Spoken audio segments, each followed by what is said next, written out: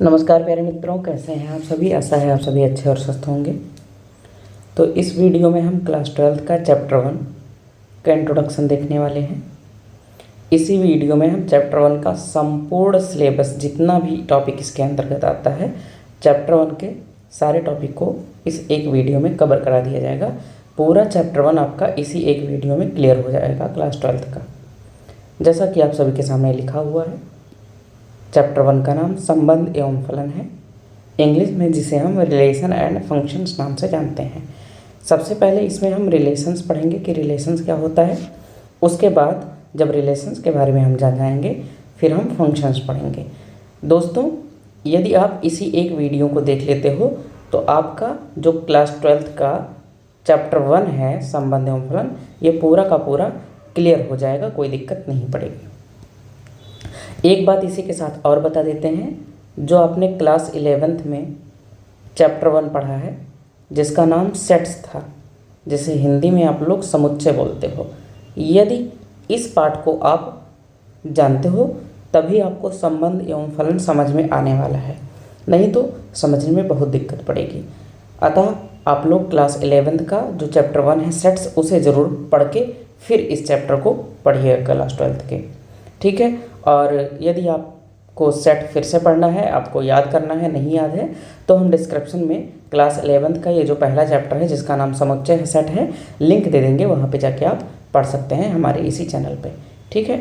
तो चलिए हम शुरू करते हैं क्लास 12th का चैप्टर 1 का पहला पार्ट, संबंध एवं फलन।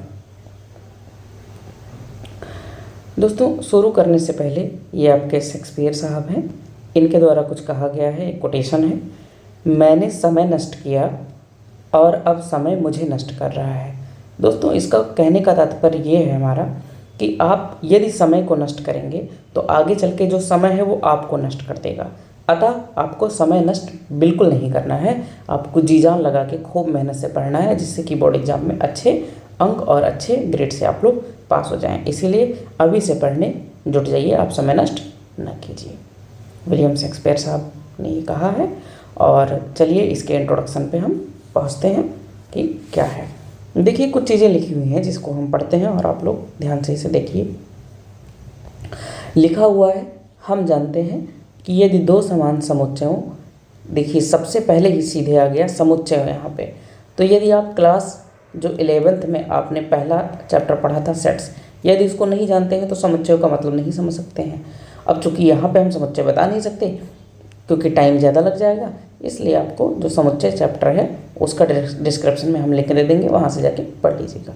लिखा हुआ है, हम जानते हैं कि ये दो समान समुच्चय, दो समुच्चय है, मान लीजिए पहला समुच्चय ए है और दूसरा समुच्चय आपका बी है, के परिभाषा अनुसार दो अवयवों ए तथा बी का समुच्चय लें, ठीक है। तो ये कह रहा है कि मान लीजिए आपके पास एक समुच्चय है जिसके अवयव क्या हैं, ए कॉमा बी है, राइट, ए कॉमा बी है, ये एक आपका क्या है, समुच्चय है। तो कह रहा है कि ए कॉमा बी बराबर बी कॉमा ए, अर्थात इनको लिखने के क्रम पर विचार नहीं किया जा सकता। हमने आपको बताया था समुच्चय में यदि ए कोई समुच्चय है, मान लीजिए इसके अंदर 2,3 है, तो आप इसको ए बराबर क्या लिख सकते हो, 3,2 भी लिख सकते हो, ठीक है। यानी कि इनके क्रम पे कोई अंतर नहीं पड़ता, चाहे 2,3 लिखो चाहे 3,2 लिखो। यहाँ तक कहने का मेरा तात्पर्य ये है, अर्थात इनके लिखने पे क्रम विचार नहीं किया जा सकता, ठीक है। इतनी बात आप समझ में आए।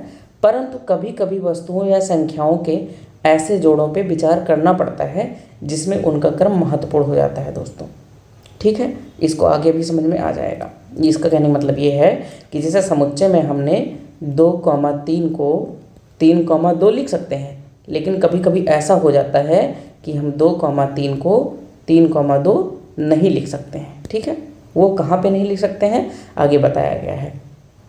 जैसे निर्देशांक ज्यामिति, दोस्तों जो आपने क्लास 9th क्लास 8th में पढ़ा है, 10th में पढ़ा है, निर्देशांक ज्यामिति पढ़ा है, एक चैप्टर ही था, में किसी वास्तविक समतल में स्थित किसी बिंदु की स्थिति का निर्धारण करने के लिए दो वास्तविक संख्याओं की आवश्यकता होती है। जैसे मान लीजिए निर्देशांक ज्यामिति में आपके पास कार्तीय तल है बच्चों, x डैश y डैश। अब यदि आपको कहीं 3,4 दर्शाना है, क्या दर्शाना है, 3,4, तो 3,4 मान लीजिए यहाँ है, तो 4,3 आपका कहाँ होगा, 4,3 कहीं यहाँ पे होगा। तो बताइए 3,4 और 4,3 क्या एक ही है? बिल्कुल नहीं है, इसमें अलग अलग उसकी वस्तु स्थित है, अलग अलग निर्धारण है उसके स्थान का, जिन्हें सदैव एक निश्चित क्रम में लिखते हैं। ये भी कह रहा है पहली संख्या सदैव x अक्ष पर मापी गई दूरी और दूसरी संख्या सदैव y अक्ष पर नापी गई दूरी को निरूपित करती है। जैसे मैं लिख दूँ 3,4, तो 3 आपका क्या है, x अक्ष की दूरी है, और जो 4 क्या है वो क्या है, y अक्ष से दूरी है। ये आप सभी भली बात जानते हैं। तो इसमें क्रम का महत्व होता है। माना समतल में स्थित किसी वस्तु a की x अक्ष से दूरी 4 इकाई है और y अक्ष से दूरी 3 इकाई है, अर्थात a के लिए x अक्ष पर नापी गई दूरी 3 इकाई और y अक्ष पर नापी गई दूरी 4 इकाई, तब संख्या युग्म आपका बेटा क्या हो जाएगा, 3,4 हो जाएगा। ठीक है, जो किस बिंदु को निरूपित करता है, a बिंदु, यानी एक हमारा बिंदु a है जो क्या है 3,4 है, x अक्ष पे दूरी 3 और y अक्ष पे 4। अब यदि उपयुक्त संख्या युग्म में संख्याओं को क्रम कर बदल दिया जाए, मतलब 4,3 कर दिया, तो हमें दूसरा युग्म 4,3 प्राप्त होता है, जो उसी समतल में मान लीजिए अन्य बिंदु b को निरूपित करता है। कोई बिंदु b है जो इसके बदलते हुए क्रम को निरूपित करता है 4,3। तो स्पष्ट है कि समतल में स्थित प्रत्येक बिंदु की स्थिति उसको निरूपित करने वाले संख्या युग्म में उपस्थित संख्याओं के क्रम पर निर्भर करती है। जैसे ये आपके सामने इसका आलेख आ गया। जो आपका बिंदु ए है दोस्तों, बिंदु ए देखिए यहाँ पे आपका 3,4 है, लेकिन बिंदु बी कहाँ है, यहाँ पे 4,3 है। तो देखिए 3,4 बराबर नहीं है 4,3 के। क्यों? क्योंकि 3,4 आपका यहाँ पे आ रहा है इस कार्तीय तल में, और 4,3 कहाँ आ रहा है, यहाँ पे आ रहा है। तो देखिए निर्देशांक ज्यामिति में क्रम बहुत महत्वपूर्ण रखता है, जबकि समुच्चय में हम 3,4 बराबर लिख सकते हैं 4,3, ये समुच्चय में लिख सकते हैं। ऊपर जो डिस्कस हुआ है वो यही डिस्कस हुआ है। तो इसका मतलब आप समझ गए कि हर जगह जो हमारा क्रम होता है वो महत्वहीन नहीं होता है, कहीं कहीं क्रम निर्भर करता है, महत्वपूर्ण होता है हमारे लिए। तो आते हैं, पहला जो टॉपिक इसमें है क्रमित युग्म है कि क्रमित युग्म क्या होता है। हिंदी में इसे आप ऑर्डर्ड पेयर कह सकते हैं। ठीक है, लिखा हुआ है दो वस्तुओं या संख्याओं के ऐसे युग्म को जिनके लिखने में निश्चित क्रम हो दोस्तों क्रमित युग्म कहलाते हैं। इसीलिए ऊपर क्रम की बात हुई सबसे पहले कि क्रम निर्भर करता है कहीं कहीं, तो वही कह रहा है कि दो वस्तु या संख्या ही ले लीजिए, मान लीजिए 5,2 के ऐसे युग्म ले लीजिए। युग्म मतलब कम से कम कितने हो, 2 संख्याएं हो आपके पास, जिनके लिखने में निश्चित क्रम हो क्रमित युग्म कहलाते हैं। निश्चित क्रम मतलब पहले 5 और 2 ही होना चाहिए, हमने लिख दिया तो आप 2,5 नहीं लिख सकते हो, राइट। आगे बोला गया है यदि a और b 2 वस्तुएं हैं तो a को पहले स्थान पे और b को दूसरे स्थान पे रखने पे हमें एक क्रमित युग्म प्राप्त होता है, जिसे a, b द्वारा प्रदर्शित करते हैं। क्रमित युग्म किस में लिखते हैं, छोटे ब्रैकेट में, और युग्मों के बीच में कॉमा लगा देते हैं, और ये b, ये आपका क्या है, क्रमित युग्म। इंग्लिश में ऑर्डर्ड पेयर बोलोगे आप इसे। क्रमित युग्म में पहले आने वाली वस्तु को प्रथम अवयव या पहला घटक तथा बाद में आने वाली वस्तु को द्वितीय अवयव दूसरा घटक कहते हैं। ठीक है, जैसे मैं एक लिख दूं क्रमित युग्म x, y, कोई पूछे इसमें पहला अवयव तो आप x बोलोगे, दूसरा अवयव y, पहला घटक x, दूसरा घटक y। ठीक है, टिप्पणी 1 दिया गया है यहाँ पे कि a, b बराबर नहीं होगा b, a के। क्यों? देखिए a, b लिखा है और b, a लिखा है। यहाँ बताइए पहला अवयव क्या है, a, और यहाँ पे पहला अवयव b है, तो वैसे ही बराबर नहीं हुआ। क्यों? क्योंकि ये जब क्रमित युग्म है तो पहला अवयव हर जगह क्या होना चाहिए, a ही होना चाहिए, b नहीं होना चाहिए। इसलिए क्रमित युग्म में a, b बराबर b, a हम नहीं लिख सकते हैं। अर्थात अवयवों का क्रम बदलने पे क्रमित युग्म दोस्तों बदल जाता है। ठीक है, अब क्रमित युग्मों की समानता यहाँ पे देख लीजिए, इक्वलिटी ऑफ ऑर्डर्ड पेयर। दो क्रमित युग्म आपके कब बराबर कहे जा सकते हैं? दो क्रमित युग्म a, b और c, d तभी बराबर कहे जा सकते हैं जब उनके पहले और दूसरे अवयव अलग अलग बराबर हों। अतः प्रतीकात्मक भाषा में आप लिख सकते हो कि a, b बराबर होगा c, d कब होगा, जब a कुछ और ना हो, c ही हो, और b कुछ और ना हो बल्कि d ही हो। जैसे 2, 3 बराबर में लिख दूँ 2,3, ऐसे बराबर हो सकते हैं। तो वही चीज़ तो बराबर आपस में होता ही है। जैसे मैं लिख दूँ 2 बराबर 2 तो हमेशा ट्रू है, तो 2,3 बराबर 2,3 ये तो होगा ही। यहाँ पे हम कुछ इंपॉर्टेंट सिंबल देखेंगे जो आपके चैप्टर के लिए महत्वपूर्ण होंगे। जैसे ये पहला सिंबल लिखा हुआ है, इसको आप बोलोगे बिलोंग्स टू, इंग्लिश में हम लोग इसे बोलेंगे बिलोंग्स टू कह के पुकारेंगे दोस्तों। इसे बोलेंगे आप लोग देयर एग्जिस्ट, क्या बोलेंगे देयर एग्जिस्ट। इसे बोलोगे आप लोग फॉर ऑल, इसे बोलोगे आप does not belong, does not belongs to. इसे आप बोलोगे such that, such that. Such that को या तो ऐसे कॉलम में डबल बिंदी और या फिर ऐसे लकीर खींच देंगे। इसे आप बोलोगे सबसेट, इसे यूनियन, ये आप लोगों ने समुच्चय में पढ़ा है। इसे आप बोलोगे इंटरसेक्शन। ये बस हम रिपीट करवा रहे हैं कि ये सारे सिंबल के नाम क्या हैं। सब आपने सेट्स क्लास 11th में ये सारे सिंबल पढ़ चुके हैं, ठीक है। और हाँ, इसे आप क्या बोलोगे फाई या नल बोलते हैं इसे, ठीक है। या क्या बोलते हैं आप लोग, फाई इसे बोलते हो, रिक्त समुच्चय जिसे कहते हैं। समुच्चयों का कार्तीय गुणन पढ़ने जा रहे हैं हम लोग, ठीक है। समुच्चयों का कार्तीय गुणन या कार्टेशियन प्रोडक्ट ऑफ सेट्स, ठीक है।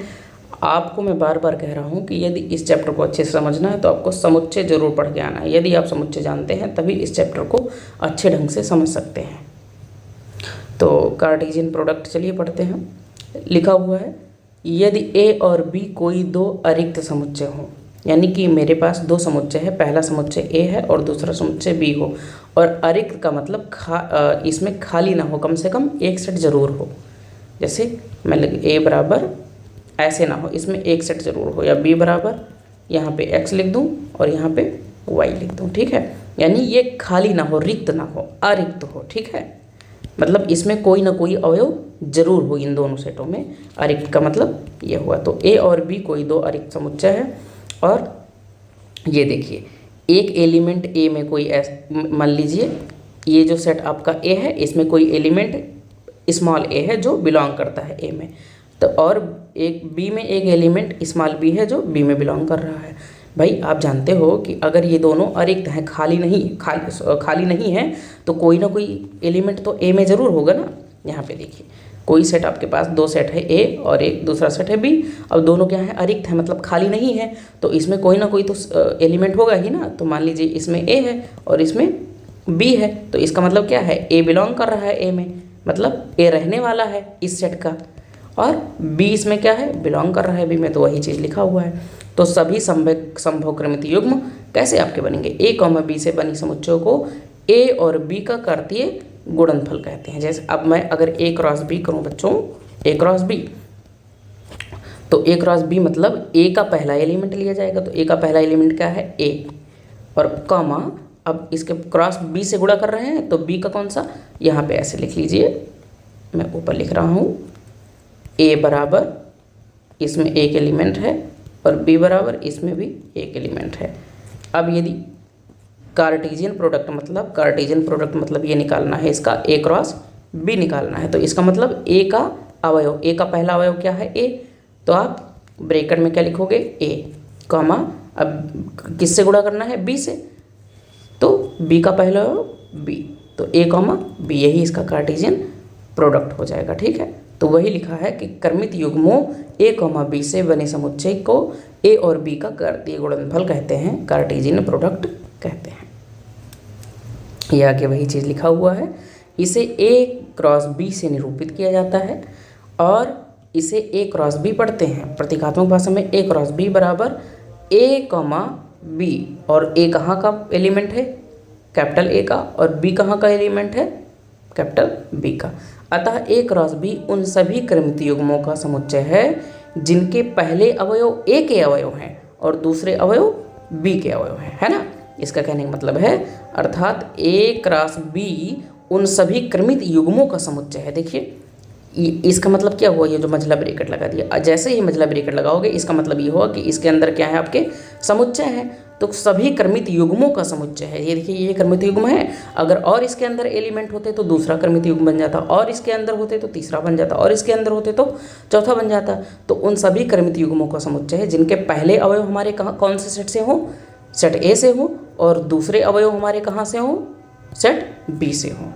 ये चीज़ें हैं। इसी प्रकार अगर हम बी क्रॉस ए करें बच्चों, तो सबसे पहले बी का एलिमेंट लिखा जाएगा, यानी बी कमा ए, जहाँ बी बिलोंग करेगा कैपिटल बी में, ए बिलोंग करेगा कैपिटल ए में। आशा है कि आपको ये कार्टेशियन प्रोडक्ट समझ में आ गया होगा।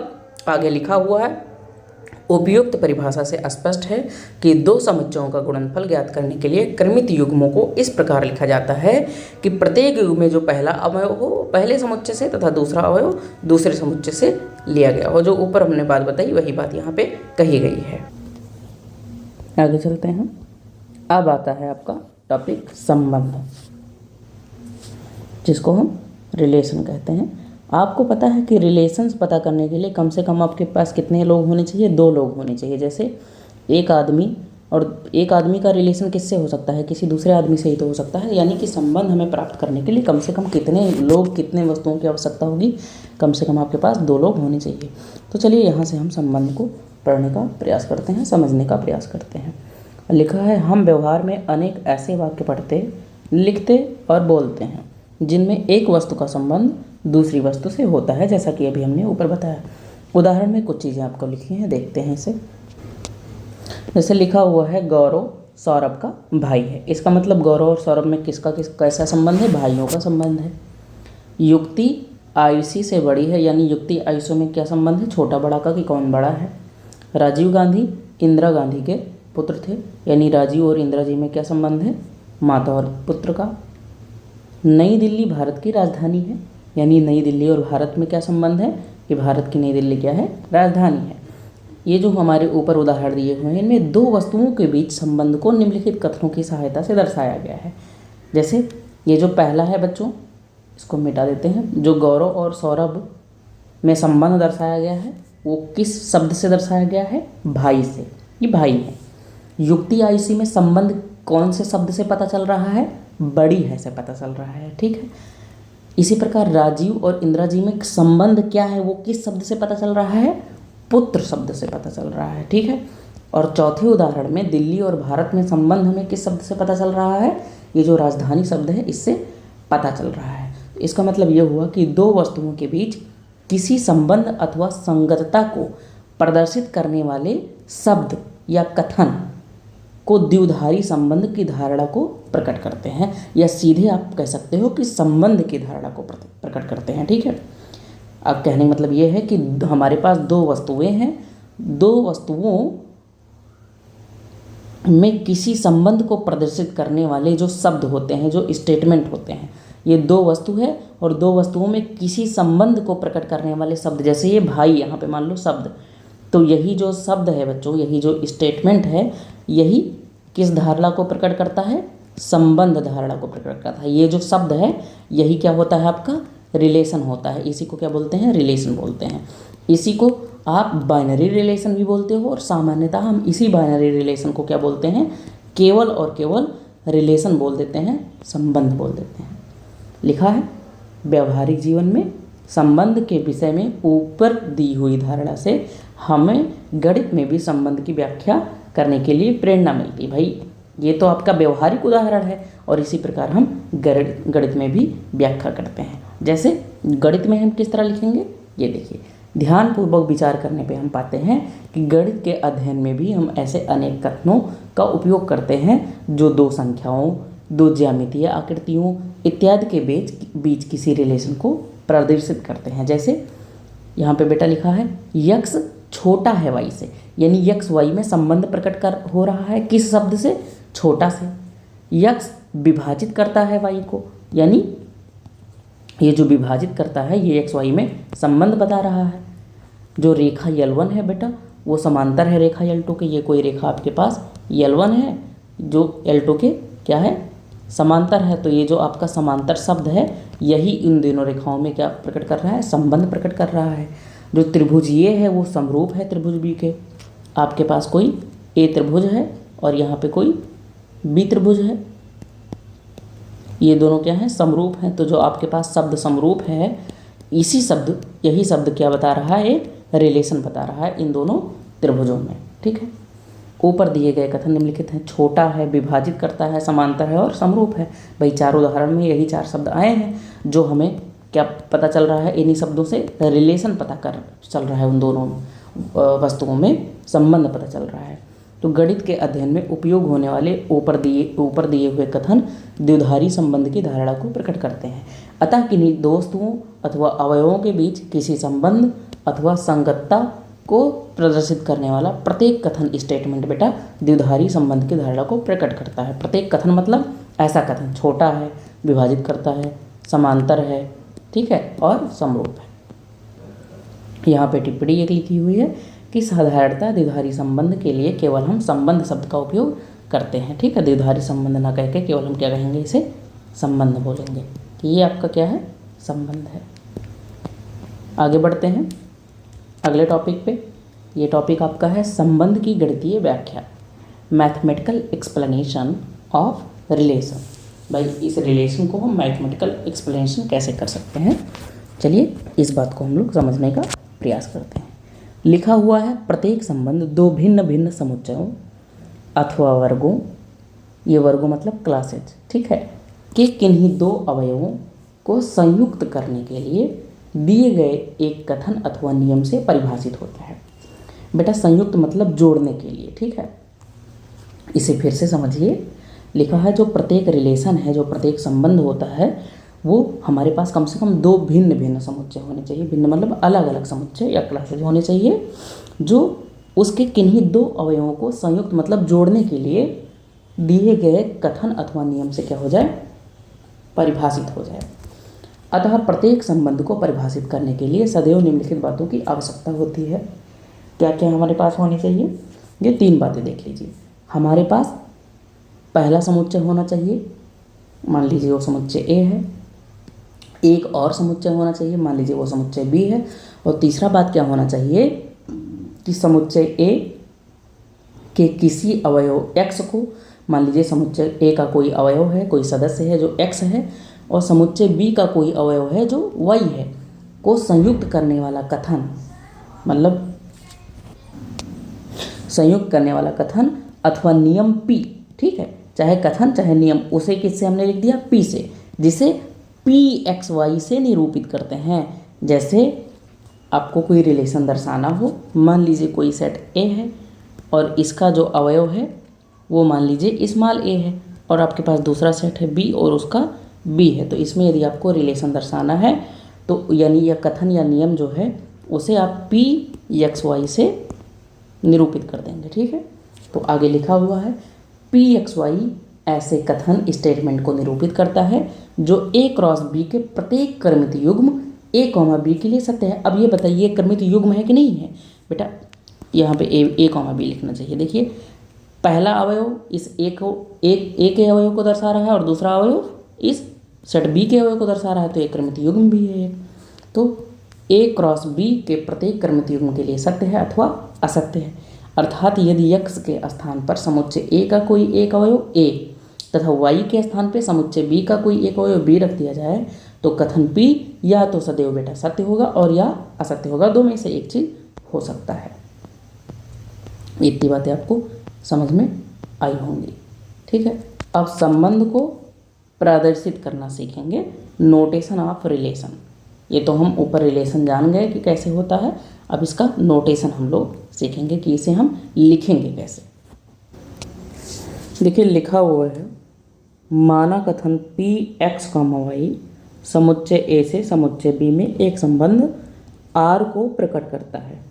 तो संबंध R को निम्नलिखित ढंग से लिखा जाएगा। कैसे लिखा जाएगा, R बराबर एक मतलब ब्रैकेट लगाएंगे और A, B, ठीक है।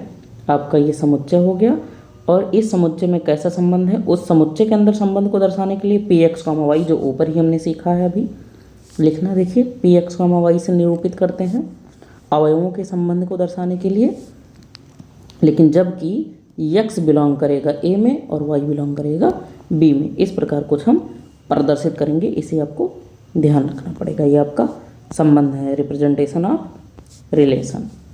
ठीक है, यदि ए बिलोंग कर रहा है कैपिटल ए में और बी बिलोंग कर रहा है कैपिटल बी में, और कथन पी ए कॉमा बी सत्य है। भाई पी ए कॉमा बी एक रिलेशन और ये सत्य है, दो ही चीज़ें हो सकती है, सत्य या असत्य। तो हम कहते हैं कि कथन पी से निरूपित जो संबंध आर होगा बच्चों, उसके द्वारा जो ए और बी से संबंध है, जो रिलेशन है, जो रिलेटेड है, तो उसे किस प्रकार लिखेंगे? ए रिलेट कर रहा है बी से। ए आपका रिलेट है किससे? बी से, यानी कि ए और बी में कुछ ना कुछ संबंध है। जैसे हमने बोला नहीं था कि ए छोटा है बी से, या ए वर्ग है बी का, या कुछ, यानी कुछ ना कुछ तो रिलेशन है ए और बी में। ये जो आप पी और ब्रैकेट में जो एक्स कॉमा वाई लिखेंगे, तो इन दोनों में कुछ ना कुछ संबंध रहेगा बच्चों। तो उसी संबंध को हम कैसे मैथमेटिकल लिखेंगे? ए रिलेट बी। ठीक है, पुनः यदि पी ए कॉमा बी सत्य नहीं है, यानी ए रिलेट बी नहीं है, तो इसे आप कैसे लिख देंगे कि ए रिलेट नहीं करता है बी से। ए कैसे? इसको काट कर, आर को क्या कर देंगे? कट कर देंगे ऐसे। ठीक है, तो अर्थात ए नहीं रिलेट कर रहा है बी से, आप उसको ऐसे लिखोगे। देखिए रेड से कट किया गया है। आगे चलते हैं, संबंध का निरूपण, representation of a relation, representation of a relation.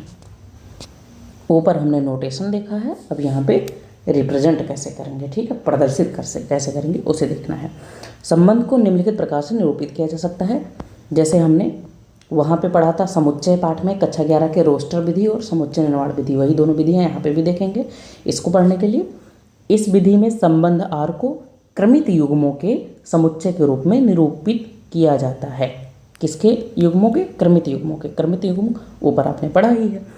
उदाहरण एक दिया गया है, यदि ए में आपके 3 एलिमेंट है 1 2 3, ये एक समुच्चय है। ए आपका क्या है? एक समुच्चय है, इसमें कितने अवयव हैं? 3। और बी दूसरा समुच्चय है, इसमें कितने अवयव हैं? 10। 1 2 3 4 डॉट डॉट डॉट 10। तथा बी कॉमा ए का वर्ग है, तथा बताया गया है कि जो आपका बी होगा, जो बी के अवयव हैं वो ए के क्या होंगे? वर्ग होंगे। तो हमारे रिलेशन कैसे होंगे आप बताइए? आर बराबर ये 1 हम ए का अवयव ले लेंगे, और बी का अवयव कैसे लेंगे? जो ए के अवयव का क्या है? वर्ग है। तो 1 का वर्ग क्या हो जाएगा? ए। ये पहला बन गया। दूसरे में इस एलिमेंट को लेंगे 2 को। अच्छा, अब बी क्या होना चाहिए? ए के अवयव का वर्ग होना चाहिए, यानी 2 का वर्ग होना चाहिए। तो 2 का वर्ग क्या हो जाएगा? 4 हो जाएगा। 2 कमा 4। फिर आप क्या ले लीजिए? 3 ले लीजिए। तो 3 ले लेंगे, लेकिन बी ए का वर्ग है दिया गया है, तो हमारा ये 3 का वर्ग हो जाएगा, यानी कि 9। तो हमारा ये संबंध यहाँ पे बन जाएगा। और देखिए 10 के अंतर्गत ये नीचे आ गया। तो r बराबर आपका क्या आ जाएगा? 1 1 2 4 और 3 9। और ये कैसे हैं? आपके सबक्रमित युग्म हैं, सब ऑर्डर्ड पेयर के रूप में है। समुच्चय निर्माण रूप आप कैसे लिखेंगे? इस विधि में समुच्चय को इस प्रकार लिखते हैं, कैसे? r बराबर x y के रूप में होगा, यानी कि क्रमित युग्मों के रूप में होगा, जहाँ जो पहला अवयव है, जो x है, वो पहले समुच्चय का अवयव होगा, यानी ए का अवयव होगा, और जो दूसरा y है वो दूसरे अवयव का होगा। और उसके बाद comma x dot dot Y. x dot dot Y का मतलब ये है कि x और y में संबंध क्या है। इसका मतलब ये जो क्रमित युग्म है, ये जो पहला अवयव और दूसरा अवयव है, इन दोनों के बीच में संबंध क्या है। जैसे ऊपर वाले में देखिए, पहले और दूसरे के बीच में क्या संबंध है कि जो दूसरा अवयव है वो पहले अवयव का क्या है? वर्ग है। दोस्तों ये देखिए, ये जो 4 है ये पहले अवयव का क्या है? वर्ग है। 2 का क्या है? वर्ग है। तो ये जो x डॉट डॉट वाई लिखा है, यहाँ पे ये लिखना है कि इस x और y में संबंध क्या है। ये आगे लिखा गया है कि x और y के बीच में रिक्त स्थान जो आपका दिया गया है, वहाँ पे वो नियम लिखा जाता है जिससे x और y से क्या है? संबंध है। जैसे भाग 1 के उदाहरण में r बराबर x y, और x बिलोंग करेगा a में, y बिलोंग करेगा b में, और इस डॉट डॉट की जगह पे क्या लिखेंगे हम कि y वर्ग है x का। बच्चों ये जो y है ये वर्ग है किसका? x का। अगर हम इसको लिखना चाहेंगे समुच्चय निर्माण रूप में तो इस प्रकार लिखेंगे। तीसरा आपका क्या है? तीर आरेख द्वारा। इसमें आप क्या लिखोगे? समुच्चय निरूपण की इसी विधि में समुच्चय ए के अवयवों का समुच्चय बी के अवयवों से संबंध तीर द्वारा दर्शाते हैं। दोस्तों जैसे यदि a बराबर 1 2 ले लिया जाए, b बराबर ABC ले लिया जाए, और r बराबर, तो आपका संबंध क्या बनेगा? 1 का a से संबंध, 1 का B से संबंध, 1 का C से संबंध, तो 1 comma A, 1 comma B, 1 comma C, फिर 2 का A से, 2 का B से, 2 का C से, तो देखिए 2 कॉमा A, 2 कॉमा B और 2 कॉमा C। तो हमारा तीर द्वारा आरेख कैसे बनेगा, ये आपका समुच्चय A है यहाँ पे, और एक समुच्चय आपका यहाँ पे क्या है, B है, ये आपका A और ये आपका B, इसमें आपके दो अवयव 1 कॉमा 2 और इसमें आपका A B C। ठीक है, तीर द्वारा आप कैसे बनाओगे, इसमें तीर द्वारा आपका बन जाएगा 1 कॉमा A, फिर 1 कॉमा B, फिर 1 कॉमा C, फिर 2 comma A, 2 comma B, 2 comma C। इस प्रकार ये तीर आरेख द्वारा आपका ये बन जाएगा। ठीक है, आगे चलते हैं। संबंध का प्रांत और परिसर क्या होता है दोस्तों, बहुत इंपॉर्टेंट टॉपिक है ये। संबंध का प्रांत और परिसर सीखेंगे, यानी domain and range of a relation. Domain and range of a relation. माना R यानी कि रिलेशन, समुच्चय A से B में एक संबंध है, तब जो हमारा R होगा बच्चों वो A क्रॉस B का क्या हो जाएगा, सबसेट हो जाएगा। क्यों? क्योंकि A क्रॉस B के अंतर्गत ही तो सारे रिलेशन आएंगे जो ऑर्डर्ड पेयर के आएंगे, तो वो सारा इसी में रखा होगा, बिलोंग कर रहा होगा, सबसेट होगा। ठीक है, तो R बराबर आप इसको प्रदर्शित कैसे करेंगे, R बराबर इसके अंदर क्या आ जाएंगे, सब ऑर्डर्ड पेयर आएंगे, यानी कि क्रमित युग्म आएंगे। यक्स कॉमा वाई, जो यक्स है वो हमारा बिलोंग करेगा A में और जो वाई है वो बिलोंग करेगा B में। क्यों? क्योंकि जो हमारा पहला अवयव होता है वो पहले सेट में बिलोंग करता है और जो दूसरा अवयव होता है वो दूसरे सेट में बिलोंग करता है। तो पहला सेट हमारा A है और दूसरा सेट हमारा B है। और यक्स और वाई में क्या है बच्चों, रिलेशन है। देखिए यक्स और वाई में क्या है, कोई रिलेशन है, वो रिलेशन कोई भी हो सकता है। तो हम प्रांत किसे कहेंगे, डोमेन किसे कहेंगे, आइए ये देखते हैं। तो डोमेन में लिखा हुआ है बच्चों कि संबंध R को व्यक्त करने वाले जो क्रमित युग्म होते हैं। ये देखिए जो आपका संबंध R है इसको व्यक्त कौन करता है, क्रमित युग्म। क्रमित युग्म आपका क्या है, यक्स कॉमा वाई है।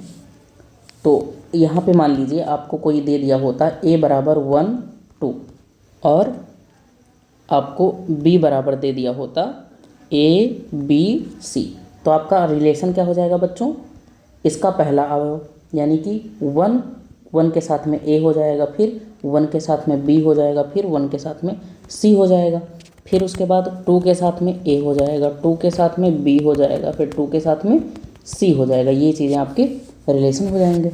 तो प्रांत आप किसे कहेंगे कि R को व्यक्त करने वाले क्रमित युग्मों के सभी जो पहले अवयवों या घटकों होंगे उनका यदि हम समुच्चय बना लें बच्चों, तो वो जो संबंध R है, वो जो R है उसका क्या कहलाएगा, प्रांत कहलाएगा। ध्यान से देखिए, ये आपके पास संबंध R है, तो इसका हम क्या बना लें, इसका जो प्रांत यदि हमें निकालना होगा तो प्रांत क्या हो जाएगा, समुच्चय के लिए मझला ब्रैकेट निकालेंगे और इसका पहला अवयव सभी क्या हो जाएगा, 1 1 1 2 2 2, 1 1 1 2 2 2, ये आपका क्या हो जाएगा, इसका प्रांत हो जाएगा। तो प्रांत आपको समझ में आ गया होगा। ये जो रिलेशन है इसके जो ऑर्डर्ड पेयर है, जो क्रमित युग्म जितने भी हैं उनके सभी के पहले अवयवों को हम क्या कर दें, एक समुच्चय के रूप में बना दें, तो वही आपका क्या कहलाएगा, प्रांत कहलाएगा संबंध का। अर्थात R का प्रांत क्या कहलाएगा, क्रमित युग्मों के सभी प्रथम अवयवों का समुच्चय, जैसा कि हमने यहाँ पे उदाहरण में आपको दिखा दिया है। तो R का प्रांत को आप लिखेंगे किससे, D से प्रदर्शित करेंगे, D से। ठीक है, जिसे डोमेन इंग्लिश में कहते हैं, तो इसे कैपिटल D से प्रदर्शित करेंगे। D बराबर यक्स, सच दैट यक्स क्या है, R के प्रत्येक क्रमित युग्म का पहला अवयव है। देखिए ये जो आपका रिलेशन है, तो आपका प्रांत क्या कहलाएगा, यक्स कहलाएगा, और यक्स क्या होगा, R के प्रत्येक क्रमित युग्म का पहला अवयव होगा। ठीक है, तो D बराबर X such that X belong to A और X comma Y belong to R, जबकि वाई आपका बिलोंग कहाँ करेगा, B में। इस प्रकार आप इसे लिख सकते हो। अब संबंध का परिसर या रेंज क्या कहलाएगा, जस्ट इसका उल्टा। ये जो आपके रिलेशन में जितने भी आपके दूसरे अवयव हैं इनको किसी समुच्चय में रख दिया जाए, यानी कि जो परिसर होगा इसको हम क्या करते हैं, एक ऐसा बना दें। देखिए दूसरा अवयव आपका क्या है, A B C A B C, A B C A B C, यही आपका क्या कहलाएगा, परिसर। देखिए समुच्चय ए से बी में संबंध आर को व्यक्त करने वाले क्रमित युग्मों के सभी दूसरे अवयवों, पहले अवयवों को तो आप क्या कहेंगे, डोमेन कहेंगे, आप यहाँ पे क्या कहेंगे, डोमेन यानी कि प्रांत कहेंगे, और इसको क्या कहेंगे, रेंज। सभी दूसरे अवयवों को समुच्चय बना दिया जाए तो उसका परिसर या रेंज कहलाता है। अर्थात आर का जो परिसर होगा वो क्रमित युग्मों के सभी द्वितीय अवयवों का समुच्चय, संबंध या परिसर, रेंज कहलाएगा। इसे आप किससे व्यक्त करेंगे, ई से व्यक्त करेंगे। ई बराबर वाई, वाई आपका क्या था, संबंध का दूसरा अवयव था भाई, यक्स कॉमा वाई था ना, तो यक्स को तो आप डोमेन कह देंगे और वाई को क्या कहेंगे आप, रेंज कहेंगे, ठीक है। Y such that Y R के किसी क्रमित युग्म का क्या है, दूसरा अवयव है। तो ई बराबर वाई सच दैट वाई आपका बिलोंग कहाँ करेगा, बी में, और यक्स कॉमा वाई बिलोंग कहाँ करेगा, आर में। ये क्रमित युग्म है, क्रमित युग्म आर में बिलोंग करेंगे, और जबकि यक्स आपका कहाँ बिलोंग करेगा, ए में बिलोंग करेगा। तो समुच्चय बी संबंध आर का सहप्रांत कहलाता है, ठीक है। चाहे इसे आप सहप्रांत भी बोल सकते हैं या रेंज भी बोल सकते हैं, ठीक है। यहाँ पे एक टिप्पणी है, इसे देख लीजिए। प्रांत यानी कि डी में ए के वही अवयव होंगे जो आर द्वारा बी के अवयव से संबंधित हैं। इसी प्रकार परिसर या परासर में बी के वही अवयव होंगे जो आर द्वारा ए के अवयव से संबंधित है। इसका मतलब मान लीजिए यक्स कमा वाई है, ऑर्डर्ड पेयर है, तो यक्स रिलेट करेगा वाई से, X does not relate Y से ना करे, ऐसा नहीं होना चाहिए, ऐसा होना चाहिए, तभी वही अवयव इसमें होंगे।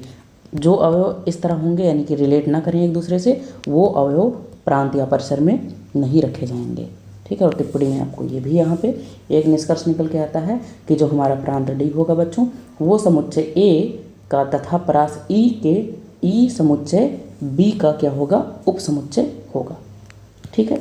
जो हमारा प्रांत डी होगा वो परास ई समुच्चय बी का क्या होगा, उप समुच्चय होगा। और समुच्चय और उप समुच्चय को आपने समुच्चय चैप्टर में पढ़ा ही है। आगे चलते हैं।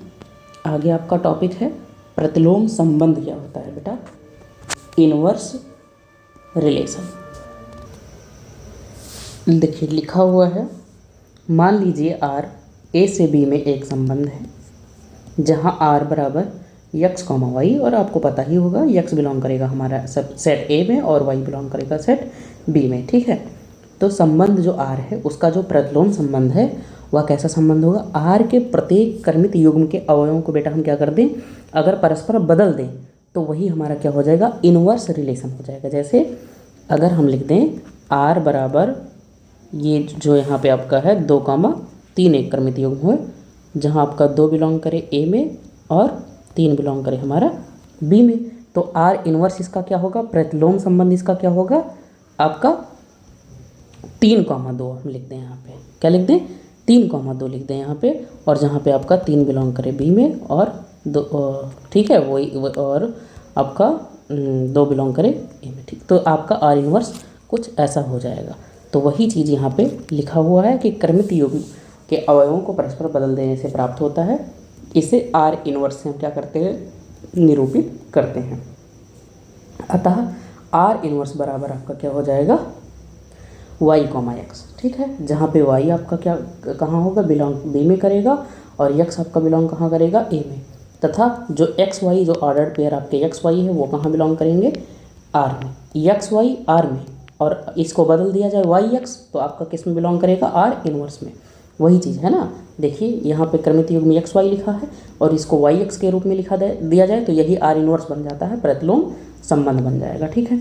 इस प्रकार यक्स वाई आपका बिलोंग करेगा आर में और वाई एक्स बिलोंग करेगा आर इनवर्स में, इसका ऐसा हो जाएगा, और इधर से इधर भी आपका हो जाएगा, दोनों बातें सही है। तो इससे स्पष्ट हो जाता है, क्या स्पष्ट हो जाता है कि अगर हम आर इनवर्स का परिसर निकालें बच्चों, क्या निकालें, परिसर। देखिए ये आपका 3,2 क्या है, आर इनवर्स, ये मान लीजिए आपका आर है 3,2, और ये आर इनवर्स है 2,3। अब ये बताइए इसका जो है रेंज क्या हो जाएगा, डोमेन, इसका डोमेन क्या हो जाएगा, डोमेन आपका क्या हो जाएगा 3, आर का पहला अवयव, और परिसर क्या हो जाएगा 2, आर का दूसरा अवयव, और इसका डोमेन क्या हो जाएगा बताइए 2, और परिसर क्या हो जाएगा 3, आर इनवर्स का डोमेन 2। तो ये बताइए जो आर इनवर्स का डोमेन है या यहाँ से देख लीजिए, ये लो जो आर इनवर्स का परिसर है बच्चों, परिसर 3 है, तो वो आर इनवर्स के किसके बराबर है, डोमेन के। आर इनवर्स का डोमेन कितना है, 3। तो वही यहाँ पे लिखा है कि आर इनवर्स का जो परिसर होगा वो आर के डोमेन के बराबर होगा। देखिए आर का डोमेन 3 है और जो आर इनवर्स का डोमेन होगा, डोमेन कितना है 2, और इसका परिसर कितना है, इसका परिसर 2 है। तो जो आर इनवर्स का डोमेन होगा वो परिसर के आर के बराबर होगा। इससे हमारा ये स्पष्ट हो गया। आशा है कि इस उदाहरण से आपको ये चीज़ें समझ में आ गई होंगी। ठीक है, अब हमें समुच्चय में संबंध बताने जा रहे हैं आपको। रिलेशन इन अ सेट, एक समुच्चय में संबंध क्या होता है। देखिए बच्चों, लिखा हुआ है यदि ए कोई समुच्चय है तब संबंध की परिभाषा क्या होता है कि संबंध में आपके ऑर्डर्ड पेयर में होते हैं। जैसे मान लीजिए x, y है, ये ऑर्डर्ड पेयर आपके हो गए, क्रमित युग्म हो गए, और ये कहाँ के होते हैं, a क्रॉस b के होते हैं। लेकिन एक समुच्चय में हमें संबंध ज्ञात करना है तो वो उसी संबंध का उसी समुच्चय का हम क्या ले लेंगे, कार्टेशियन प्रोडक्ट ले लेंगे, a क्रॉस a कर देंगे। अगर आपके पास 2 समुच्चय होता था तो a क्रॉस b करते थे। यदि आपके पास एक ही समुच्चय है तो हम a क्रॉस a करेंगे। और ये ऑर्डर्ड पेयर क्रमित युग्म है तो a क्रॉस a का प्रत्येक उपसमुच्चय a में एक संबंध r को व्यक्त करता है। अतः यदि समुच्चय a में जो संबंध हमारा r होगा वो r हमारा सबसेट होगा किसमें, a क्रॉस a, अर्थात जो r होगा उसमें ऑर्डर्ड पेयर वाले हमारे क्रमित युग्म होंगे और इसका पहला अवयव भी a का समुच्चय a का सदस्य होगा और दूसरा अवयव भी समुच्चय a का सदस्य होगा। स्पष्टता यह है कि समुच्चय a में संबंध r को व्यक्त करने वाले सभी क्रमित युग्म के दोनों अवयव समुच्चय a के ही अवयव होंगे। यानी कि अगर हम x, y ले लें तो ये x भी a का अवयव होगा और ये y भी a का अवयव होगा। ये एक ही सेट में आपका रिलेशन हो जाएगा। अभी ऊपर आप 2 सेट में हमेशा रिलेशन देखते थे। अब हम टाइप ऑफ रिलेशन पढ़ेंगे, संबंधों के प्रकार। पहला संबंध जो आपका प्रकार हो जाएगा रिक्त संबंध और सार्वत्रिक संबंध हम पढ़ेंगे। Empty relation and universal relation क्या होता है। चलिए पहले हम रिक्त समुच्चय देखते हैं। इम्पटी रिलेशन, ये आपका जो सबसे पहले बताया गया है ये आपका क्या है, रिक्त संबंध। रिक्त संबंध, किसी समुच्चय A में संबंध R रिक्त संबंध कहलाता है बच्चों यदि A का कोई भी अवयव A के किसी भी अवयव से संबंध ना हो। यानी कि मान लीजिए A के 2 अवयव हैं, x बिलोंग करता है A में और y बिलोंग करता है A में, और x में रिलेशन ना हो, x और y में कोई भी रिलेशन ना हो, तो ऐसा संबंध हमारा क्या कहलाएगा बच्चों, रिक्त समुच्चय कहलाएगा, जिसे हम किससे डिनोट करेंगे, फाई से डिनोट करते हैं। अतः r बराबर फाई यानी कि एक ऐसा रिलेशन है r बराबर फाई जो किस कार्टेशियन प्रोडक्ट के अंतर्गत आएगा, a क्रॉस a के अंतर्गत आएगा। उदाहरण के लिए हम यहाँ पे देख सकते हैं कि a कोई सेट है, इसमें 5 अवयव हैं, 1 2 3 4 5 गिनतियाँ हैं, तथा r a में कोई संबंध इस प्रकार है कि r a, b ये ऑर्डर्ड पेयर भाई संबंध के अंतर्गत ऑर्डर पेयर क्रमित युग्म आते हैं a, b, और a भी a के अंदर होगा और b भी a के अंदर होगा। इसके अंदर रिलेशन कैसा होगा कि a माइनस b बराबर 6 आ जाए, a में से b घटाओ 6 आ जाए। ये बताइए कोई ऐसा इसमें से आ जाएगा, 6 तो इसमें है ही नहीं, तो ये आपका क्या हो जाएगा, एक रिक्त संबंध हो जाएगा। तब कोई भी अवयव a, b ऐसा बिलोंग नहीं करेगा a क्रॉस a में कि a माइनस b बराबर a को संतुष्ट कर दे। ठीक है, ये डज नॉट टू बिलोंग करेगा, इसलिए r a में रिक्त संबंध है। ठीक है ना। दूसरा देखते हैं, ये आपका सार्वत्रिक संबंध है। यहाँ पे सार्वत्रिक संबंध, समुच्चय A में संबंध R सार्वत्रिक समुच्चय कहलाता है यदि A का प्रत्येक अवयव ये के प्रत्येक अवयव से संबद्ध हो। ठीक है, वहाँ पे संबंध नहीं था, यानी कि हर एक अवयव x रिलेट करेगा y से, जहाँ x भी बिलोंग करेगा A में और y भी बिलोंग करेगा A में। यानी कि R बराबर a क्रॉस a सबसेट होगा a क्रॉस a के, पूरी a क्रॉस a के समुच्चय A पर सार्वत्रिक संबंध होता है। उदाहरण के लिए अगर हम a बराबर a b c ले लें तब a क्रॉस a करिए, यानी कि a b c ले लीजिए और फिर a b c ले लीजिए और दोनों का क्या करिए, a क्रॉस a कर दीजिए। ये भी आपका a है और ये भी a है, तो क्या करेंगे, a का a से करेंगे, फिर a का b से, फिर a का c से, तो a, b, a, c, फिर b का करेंगे b, a, b, c, ये हो जाएगा। फिर c का करेंगे c, a, c, b और c, इतने हमें मिल जाएंगे। तो ये हमारा क्या हो जाएगा, एक सार्वत्रिक संबंध हो जाएगा ऐसा। ठीक है, आगे चलते हैं। स्वतुल्य, सममित और संक्रमक संबंध। Reflexive, symmetric and transitive relation. तो सबसे पहले हम यहाँ पे आपको रिफ्लेक्सिव बताएंगे, स्वतुल्य संबंध।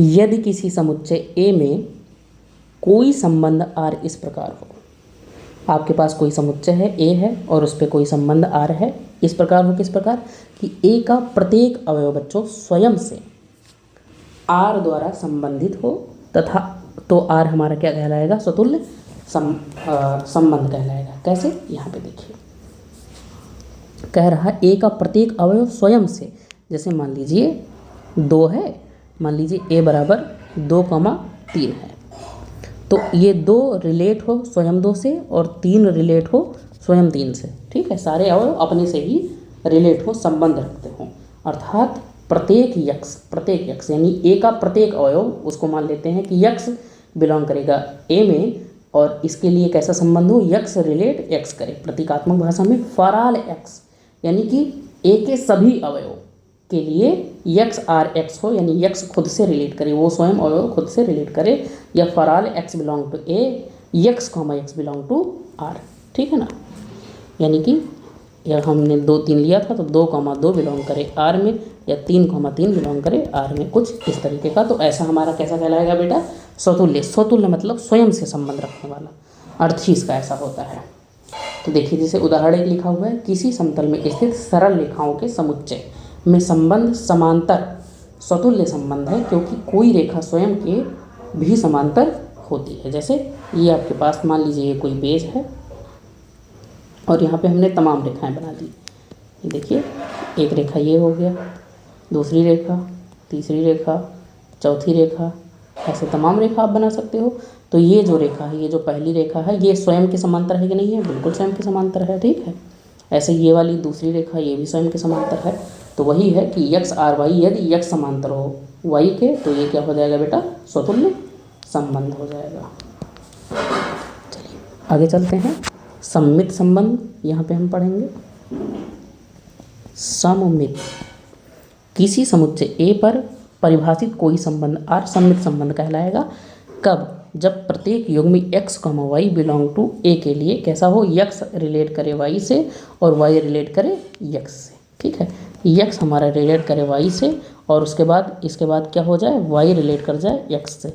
अगर हम उदाहरण ले मान लो 2 और 3 ले लें, हमारा कोई A हमारा समुच्चय है, इसमें 2,3 हो।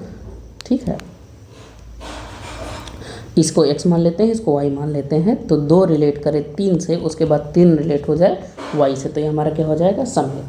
अर्थात बेटा हमारा जो 2,3 है वो बिलोंग करे R में, उसके बाद क्या हो जाए, 3,2 भी बिलोंग कर जाए R में। तो अर्थात R के द्वारा x y से संबद्ध है, तो y x से भी संबद्ध हो जाए, तो इसी को आप क्या कहेंगे, सममित संबंध कह लेंगे। ठीक है, संबंध बराबर सममित संबंध है, क्योंकि x बराबर y और y बराबर x होगा, तभी तो ऐसा संभव है। हमने क्या बताया था कि ऐसा क्यों कब संभव है, जब ये दोनों हमारे x y और कुछ ना हो बल्कि एक ही हो। इसके बाद संक्रमक संबंध पढ़ेंगे हम। संक्रमक संबंध, यदि किसी समुच्चय A में संबंध R इस प्रकार हो कि आप 3 एलिमेंट उस A के ले लीजिए, x y z, कोई 3 अवयव ले लीजिए और वो बिलोंग करेगा A में। चूँकि A से हम ले रहे हैं तो क्या करें बच्चों, x रिलेट कर जाए y से, y रिलेट करे z से, तो हमारा x सीधे रिलेट कर जाएगा z से।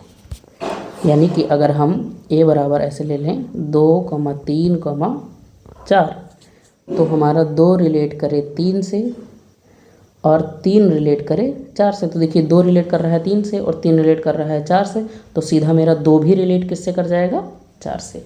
इस प्रकार हो तो ये हमारा क्या कहलाएगा, संक्रमक संबंध कहलाएगा। अर्थात x, y यानी कि 2,3 बिलोंग करेगा R में, 3,4 बिलोंग कर जाए R में, तो आपका 2,4 भी बिलोंग कर जाएगा R में।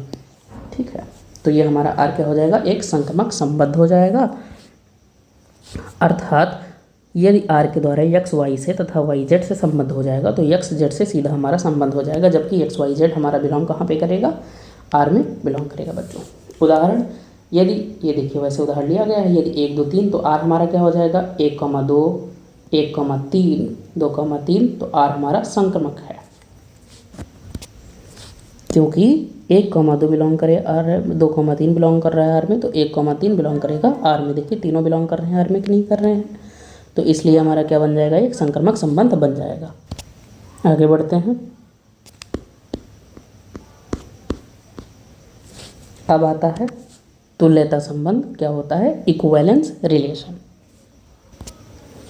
देखिए लिखा हुआ है समुच्चय ए में कोई संबंध आर तुल्यता संबंध कहलाता है यदि संबंध आर स्वतुल्य सम्मित तथा संक्रमक हो। बच्चों ये देखिए ये संबंध तीनों हमने ऊपर पढ़ा है, स्वतुल्य भी पढ़ा है, सम्मित पढ़ा है, संक्रमक। अगर ये तीनों संबंध, अगर कोई सेट मान लीजिए ए ले लीजिए और उस सेट में ए में ये तीनों संबंध आप दिखा ले जाओ कि वो स्वतुल्य भी है, सम्मित भी है और संक्रमक भी है, तो वो आपका कैसा संबंध कहलाएगा, तुल्यता संबंध कहलाएगा, आपका इक्विवेलेंस रिलेशन कहलाएगा। ठीक है, अर्थात एक्स मतलब ए के सभी अवयव के लिए वो अवयव स्वयं से रिलेट कर जाए। मान लीजिए ए बराबर 2 ले लिया तो 2 रिलेट 2 हो जाए, यानी 2,2 बिलोंग करे आर में, इस तरह हो ये पहला। दूसरा, ए के कोई 2 अवयव ले लीजिए एक्स वाई, तो एक्स वाई से रिलेट करेगा तो वाई एक्स से भी रिलेट करेगा, अर्थात एक्स कोई और नहीं बल्कि वाई के बराबर ही है। फिर उसके बाद आपका संक्रमक क्या हो जाएगा, ए के 3 अवयव ले लीजिए, एक्स रिलेट कर जाए वाई से, वाई रिलेट कर जाए जेड से, तो आपका एक्स रिलेट कर जाएगा सीधा जेड से, ये आपका हो जाएगा। तुल्यता संबंध को प्रायः आपको किससे लिखना है, ऐसे लिखना है, इससे निरूपित किया जाता है।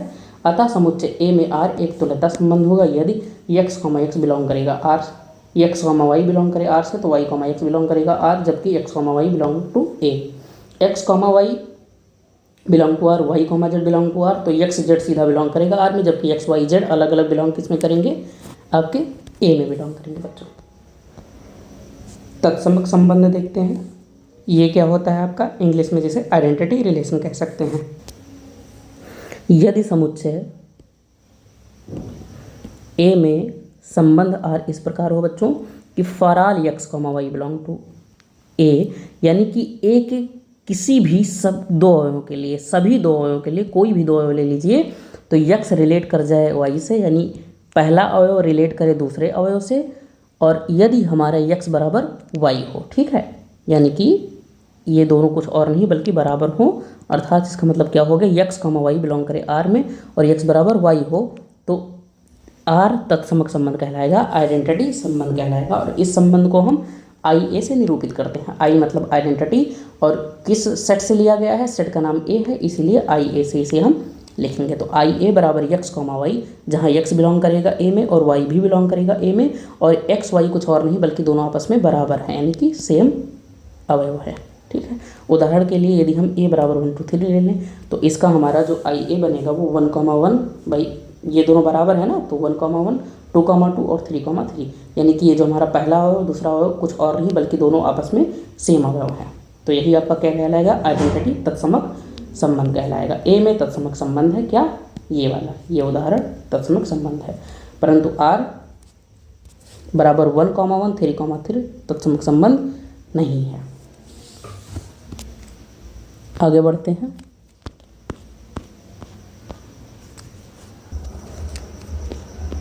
तो दोस्तों यहाँ से जैसा कि आप सभी को पता है कि चैप्टर 1 का नाम संबंध एवं फलन है, आपका संबंध एवं फलन है। तो यहाँ तक के पार्ट में आपका ये संबंध वाला पार्ट समाप्त हो चुका है। अब अगले वीडियो में इसका हम फलन पार्ट पढ़ाएंगे, क्योंकि ज़्यादा लंबी वीडियो हो जाएगी, इसलिए हम इसे 2-3 पार्ट में ख़त्म करेंगे। तो आपने संबंध में जितने भी टॉपिक थे चैप्टर 1 के वो पढ़ लिया है। अब अगले वीडियो में संबंध से रिलेटेड हम कुछ प्रमेय और कुछ क्वेश्चंस आपके कराएंगे, ठीक है। उसके तत्पश्चात हम फलन शुरू करेंगे, फिर फलन के कुछ क्वेश्चन और प्रमेय कराएंगे, यानी कि ये चैप्टर 1 आपका 4 पार्ट में कंप्लीट हो जाएगा। 1 पार्ट, दूसरा पार्ट, तीसरा पार्ट और चौथा पार्ट। पहले पार्ट में हमने संबंध के बारे में पढ़ाया है, दूसरे पार्ट में संबंध पे कुछ क्वेश्चन कराएंगे, तीसरे पार्ट में हम फलन पढ़ाएंगे और चौथे पार्ट में फलन पे कुछ क्वेश्चन कराएंगे, जैसे कि आगे बना हुआ है, ये देखिए संबंधों पे प्रमेय कराएंगे। प्रमेय के बाद आपको कुछ क्वेश्चन कराएंगे, ठीक है। क्वेश्चन ये अगला पार्ट बनाने के बाद फिर हम आपको इस चैप्टर का फलन पढ़ाएंगे बच्चों, तो टोटल आपको 4 पार्ट में ये कंप्लीट किया जाएगा। ठीक है, तो दोस्तों यदि हमारी वीडियो आपको अच्छी लगती हो, पसंद आती हो, तो इसे लाइक, शेयर और सब्सक्राइब ज़रूर करें। मिलेंगे इसके अगले वीडियो में संबंध के क्वेश्चन के साथ में। तब तक के लिए पढ़ते रहिए, स्वस्थ रहिए, मस्त रहिए। धन्यवाद।